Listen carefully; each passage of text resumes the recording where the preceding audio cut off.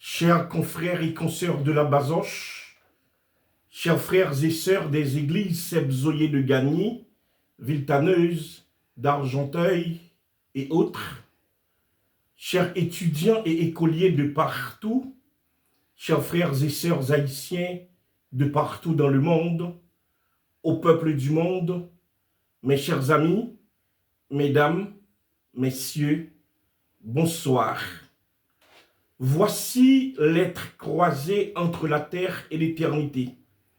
Un livre né dans le silence, dans la mémoire et dans cette conversation invisible que certains êtres continuent d'entretenir avec ceux qu'ils aiment, même après leur départ.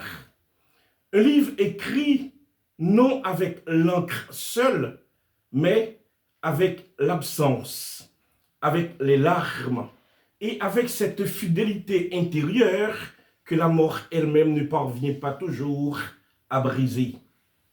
Un roman épistolaire. Il existe des absences qui ne quittent jamais une vie, des êtres que la mort éloigne du regard, mais que le cœur continue d'appeler dans le silence. Pendant longtemps, j'ai cru que certaines douleurs ne trouveraient jamais de langage. Puis un jour, j'ai commencé à écrire, non pour fuir la peine, non pour oublier, mais pour continuer à parler à celle que la terre ne pouvait plus me rendre. Alors sont nées ces lettres, des lettres écrites entre les larmes et la mémoire, des lettres adressées à une mère absente, mais encore vivante dans l'âme de son fils. Aujourd'hui, l'être croisé entre la terre et l'éternité entre enfin dans le monde des hommes.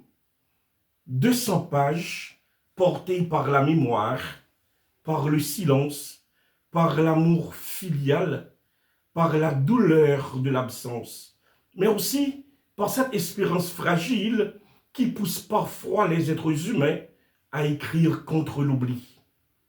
Ce livre n'a pas été écrit dans le confort de la distance. Il a été écrit dans le dialogue intérieur d'un fils. Un fils qui refusait de laisser le silence devenir plus fort que l'amour. À travers ces pages, j'ai voulu parler du deuil, de la mémoire, de la solitude, de la foi et de cette étrange lumière que certains êtres continuent de laisser en nous, même après leur départ.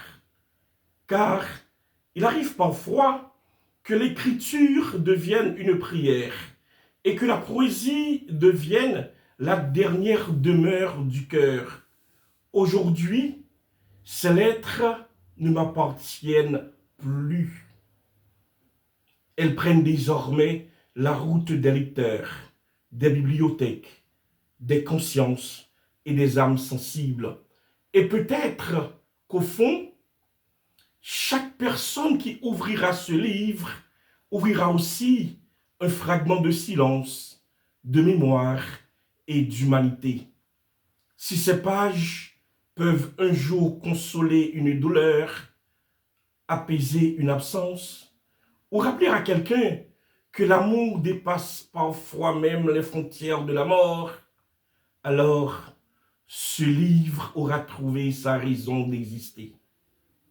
Merci et bienvenue dans l'univers de l'être croisé entre la terre et l'éternité.